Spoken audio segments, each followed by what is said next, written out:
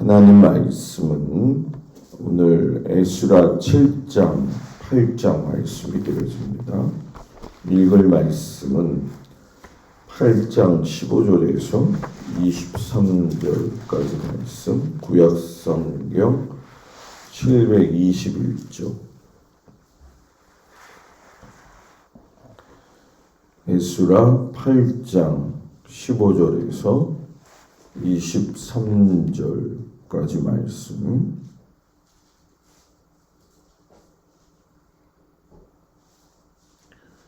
구약성경 721쪽 에스라 8장 15절에서 23절까지 말씀을 다 같이 한 목소리로 봉독하겠습니다.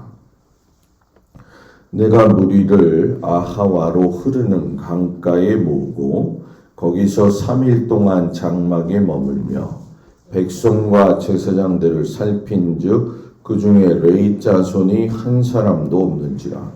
이에 모든 족장 곧 엘리에셀과 아리엘과 수마야와 엘라단과 야립과 엘라단과 나단과 스가랴와 무술람을 부르고 또 명철한 사람 요야립과 엘라단을 불러 가시바 지방으로 보내어 그곳 족장 잇도에게 나아가게 하고 잇도와 그의 형제 곧 가시바 지방에 사는 느디님 사람들에게 할 말을 일러주고 우리 하나님의 성전을 위하여 섬길 자를 데리고 오라 하였더니 우리 하나님의 선한 손에 도우심을 입고 그들이 이스라엘의 손자 레이의 아들 말리의 자손 중에서 한 명철한 사람을 데려오고 또 쉐랴바와 그의 아들들과 형제 18명과 하샤바와 무라리 자손 중 여사야와 그의 형제와 그의 아들들 20명을 데려오고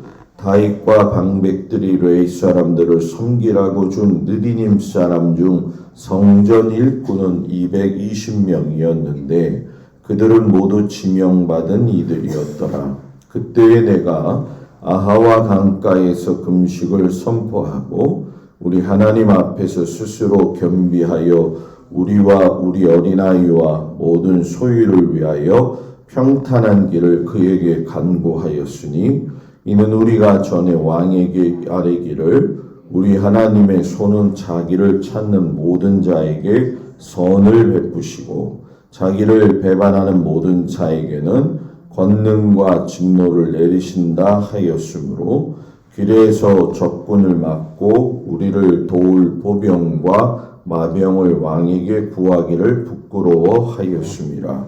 그러므로 우리가 이를 위하여 금식하며 우리 하나님께 간구하였더니 그의 응낙하심을 입었느니라. 아멘. 오늘도 주님 앞에 온 성도들을 축복합니다. 에스더가 마무리되면서 이제 에스라가 마무리되어져 가는데 한 주간이 지나게 되어지면 이제 다음 주쯤에는 신약으로 넘어가게 됩니다. 1차 기한을 스룹바벨이 인도했다고 한다면 이제 2차 기한의 지도자로 쓰임받은 사람이 에스라입니다.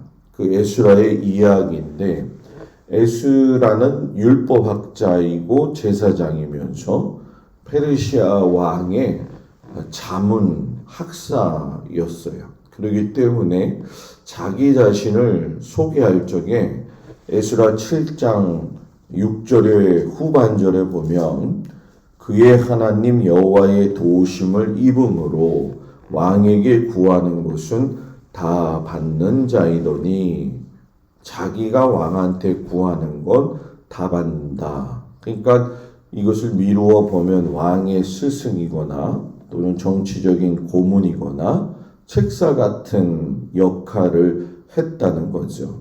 포로로 끌려간 민족이지만 유대인의 그 비상한 머리 그리고 그 똑똑함에 대한 것은 아직도 여전하구나 하는 것을 우리가 볼 수 있죠.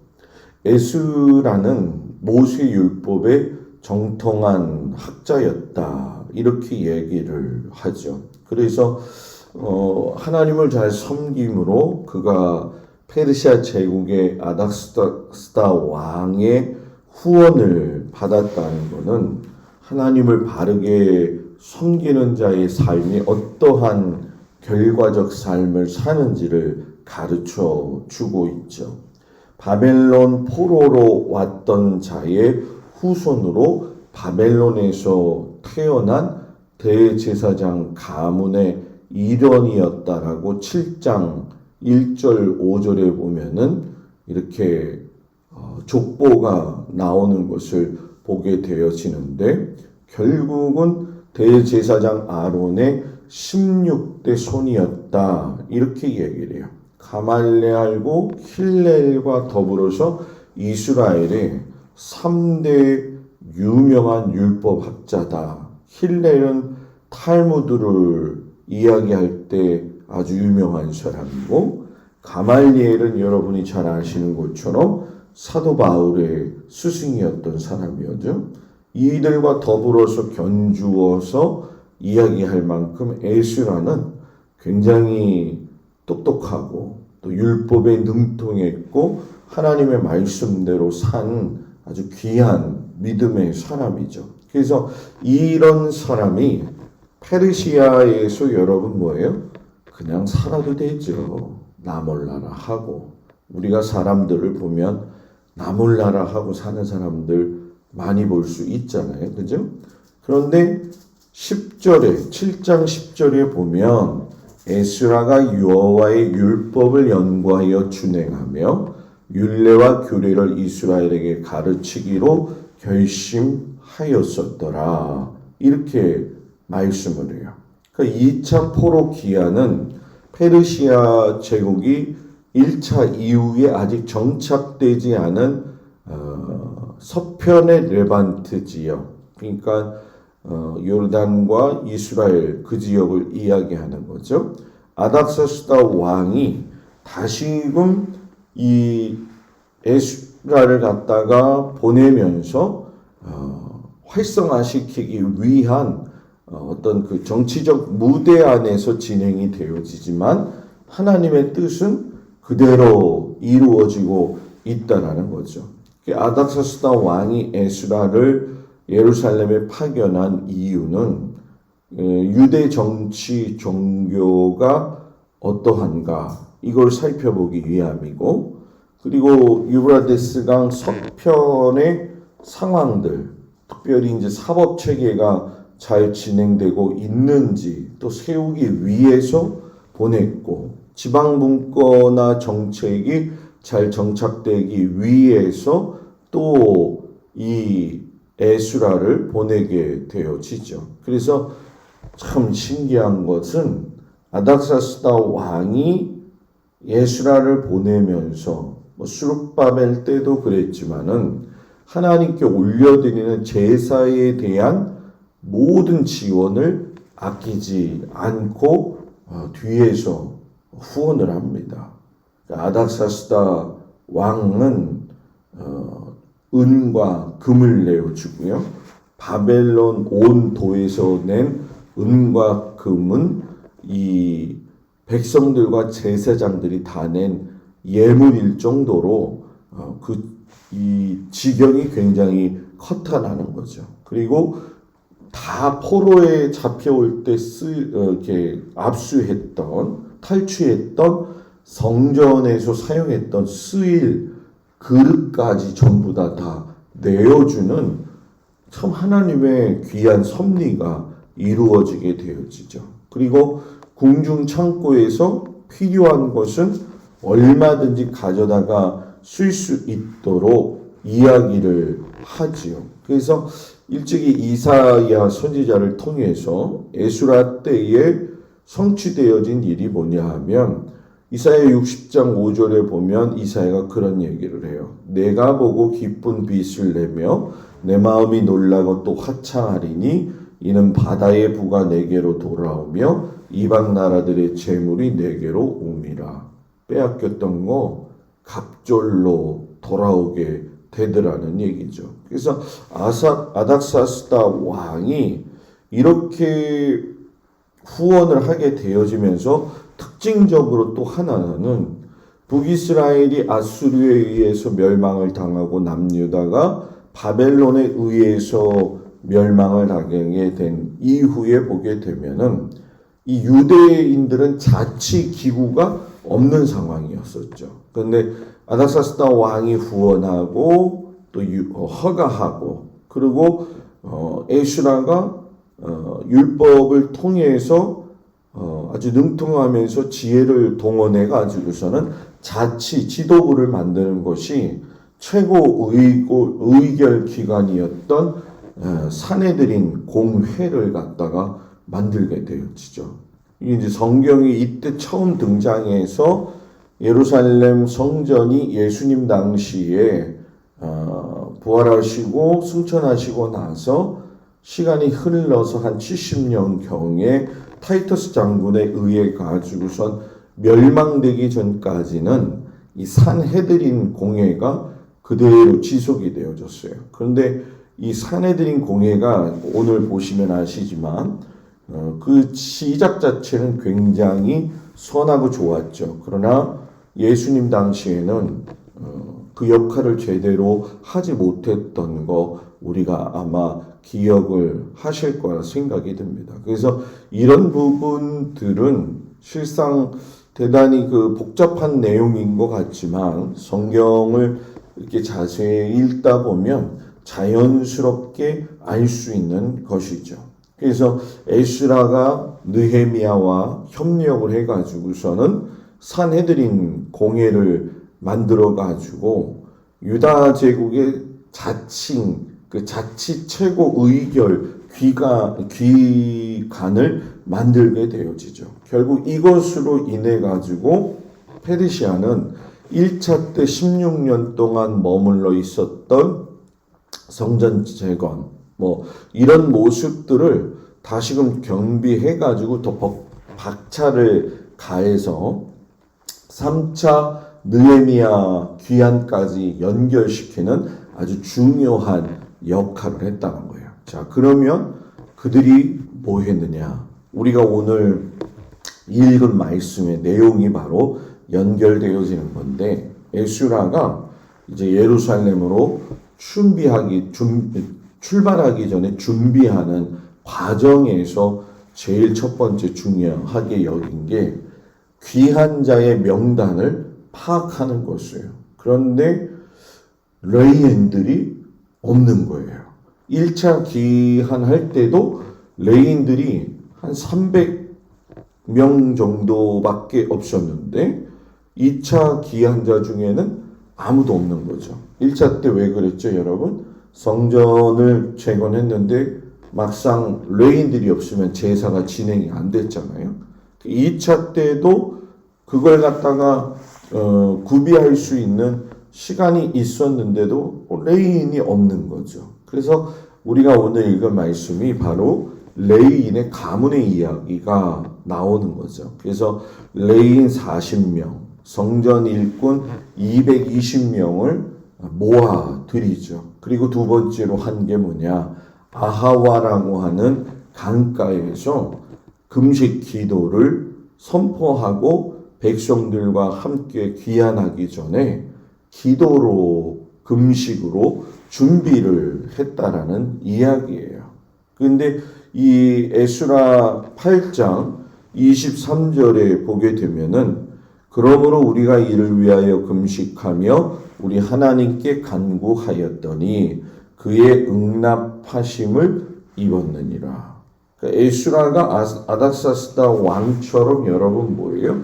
깊이 신뢰하는 사람이었다고 본다면은 실상 에스라가 이 아닥사스다 왕에게 부탁을 할 수 있죠. 뭐라고 하냐면 우리가 귀환하는데 기간은 오래 걸리고 상황은 또 현저하게 위험한 일에 처할 수 있으니까 당신이 우리에게 군대를 주어서 우리들로 하여금 지켜주면 좋겠다. 충분히 얘기할 수 있고 충분히 가능한 그런 상황이었다라는 거죠. 그런데 에스라가 그 일을 오늘 말씀에 보니까 뭐였다고요? 부끄러워했다라고 이야기를 해요. 야, 그러면 에스라는 왜 이 아닥사스다 왕에게 군대를 요청하는 게 부끄럽다고 생각했느냐? 그는 모세의 율법을 연구한 정통한 학자였고 또 아론의 후손이었고 나름대로의 모든 상황들을 섭렵하고 있을 때에 신앙적 자존심이 분명했다는 거예요. 그건 뭐냐? 이 일은 하나님의 큰 틀 안에서 인도함 맞는 것이고 하나님이 우리를 책임져 주시는데 우리가 아닥사스다 왕의 군대를 의지하는 건 가당치 않다라고 생각을 한 거죠. 그래서 하나님의 능력을 의지하고 하나님의 뜻을 따라 살기 위해서는 부끄럽게 그들의 보호함을 받는 것이 아니라 우리가 해야 될 일은 뭐라는 거예요? 기도라는 거죠. 그래서 금식하고 기도하며 귀환을 준비를 하는 거고 또 받은 그 예물을 갖다가 관리할 수 있는 나름대로의 관리자들도 뽑아놓고 제사장 레인들을 통해서 성물의 운반과 관리까지 맡기게 되어지는 거죠. 그래서 참 이 하나님의 역사가 은혜스럽고 확실하고 분명하게 이루어지는 것을 우리가 보게 되어지죠. 그래서 지금의 우리의 상황도 결국은 하나님의 틀 안에서 진행되어지고 있다는 걸 여러분의 가정이 되어졌든 자녀가 되어졌든 우리 교회가 되어졌든 그건 하나님의 소나기에서 움직이고 있구나. 근데 이 소나기에서 수룹바벨 또는 이런 오늘 나오는 에스라 같은 사람으로 쓰임 받을 것이냐 아니면 우리가 그 이방인의 총동이었던 엊그제 나왔던 뭐 드다네실이라든가 계속적으로 방해했던 사마리아 지역의 사람들처럼 쓰임 받을 것이냐 그거는 본인들의 선택과 그리고 깨달음과 믿음의 태도를 통해서 결정이 되어지는 거죠. 항상 그렇지만 우리의 하나님은 모든 걸 운영하시고 인도하시면서 사람들 통해서 일을 하셔요. 그 사람이 도구라는 거죠. 근데 어떤 도구로 쓰임 받느냐? 그거는 그 사람에게 맡겨 놓았다라는 거죠. 그리고 그 사람의 신앙 결과력이 되어진다는 거죠. 저는 여러분들이 또 제가 하나님 앞에 귀하게 쓰임 받는 도구가 되어진다고 한다면 하나님께 영광을 돌릴 수 있는 믿음의 삶을 살기를 축복합니다. 그래서 2차 기한이 결국 이루어지게 되어지고 9일간 아하와 강가에서 기도하고 나서 인구조사하고 출발을 해요. 그래서 4개월 만에 예루살렘에 도착을 하는데 이 1차도 마찬가지지만 2차의 귀한 자들도 제일 먼저 한 게 뭐냐? 예루살렘 성전에 도착해서 한 거는 하나님 앞에 예배드리는 거였더라고요. 참 귀중하지 않습니까? 4개월의 여행 끝에 모두 다 피곤하고 그냥 두 손, 두 발 다 들을 수밖에 없는 그런 상황인데 하나님께 먼저 예배드렸다라고 하는 것은 그들의 신앙이 이제 어느 정도 회복이 되어지고 있구나. 그래서 항상 그래요. 예배는 그 사람 신앙에 있어서의 회복의 기준이 되어지는 거죠. 그 예배드리는 모습, 예배드리는 그 태도, 예배드리는 그 생각의 의중은 하나님이 다 알고 계신 거예요. 그래서 예수님도 너가 하나님 앞에 예배드릴 때에 제물을 드리려다가 너의 마음속에 남과 불화해가지고서는 마음이 힘들면은 예배드리는 거 뭐 하라고요? 수도파고 그 사람과 더불어 가서 화해하고 와서 하나님 앞에 예배드려라. 그러니까 예배에는 하나님과의 거리끼는 걸림돌을 만들지 말아야 된다는 거죠. 그래서 이 1차, 2차의 아주 주 특징인 예배의 회복은 참 감사한 거죠. 그리고 이 에스라가 4개월의 시간에 걸쳐서 예루살렘 성전 도착하기까지 얼마나 많은 일들이 있겠어요. 그죠? 성전에 바쳐야 될 예물도 가져가야 됐었죠. 성물도 움직였어야 되죠. 부녀자들과 어린아이들도 데리고 가니 참으로 힘들었겠지만 그들 스스로가 사람 제국의 왕에게 구걸하지 아니하고 하나님께 금식하고 기도하며 겸비하고 간구하는 그들의 신앙적인 모습과 그의 지도자인 에스라의 모습을 보면서 한편으로는 하나님을 섬기는 그들의 마음속에 그 마음을 통해서 하나님이 영광 받으시기도 하셨지만 결국 이 마음속 깊은 곳에서는 어린아이들 또 노약자들 이런 성전에 바칠 예물들을 준비한 그들의 마음을 하나님이 결단코 버리지 아니하시고 그들을 안전하게 이끄셨다는 거예요. 참 하나님이 그 연약한 자들을 돕는 거를 굉장히 귀중하게 보시는 건 성경을 통해서 여러분이 다 아시잖아요. 그러니까 그 사람들을 이끌고 가는 에스라의 그 태도, 기도의 태도, 그리고 결국은 하나님이 지켜주실 것이라고 하는 그 믿음의 모습을 하나님이 기뻐 받아주셨다. 그리고 그대로 인도하셨다라고 하는 걸 우리가 마음속에 깨달으면서 여러분들도 이 모든 일의 예배가 마지막은 결론을 내는 것처럼 삶에서의 예배의 삶이 흩어지지 아니하고 어떤 경우에든 예배를 경홀히 여기지 아니하는, 그래서 하나님 앞에 아름답게 인도함을 받을 수 있는 여러분의 가정, 또 여러분의 귀한 자녀들, 우리 교회가 되어지기를 주의 이름으로 축복을 드립니다. 기도합니다. 은혜로우신 아버지 하나님, 우리가 에스라가 2차 기한을 하면서 사람의 제국 왕의 도움을 받지 아니하고 하나님께 금식하며 기도하여 하나님의 뜻에 따라 살아감으로 그가 무사하게 모든 일을 마치는 것을 보게 되어집니다. 하나님, 우리가 어떤 일이 있을 때 예배와 기도 우선순위가 바뀌지 않게 하시고 우리의 경험과 또 세상에 의지할 것들을 내려놓고 하나님께 집중할 수 있는 귀한 믿음의 성도들이 되어지도록 주께서 도우시고 인도하여 주옵소서. 거룩한 주일입니다. 주님의 은혜와 사랑 가운데 예배드린 모든 성도들 위해 하나님의 인자하심과 긍휼하심과 도우심으로 함께 해주시고 아버지 모든 성도들의 가정과 일터도 주님의 인도하심 가운데 아버지여 인도함 받을 수 있는 귀한 믿음의 백성들 되게 하여 주옵소서. 예수님의 이름으로 기도드렸습니다. 아멘.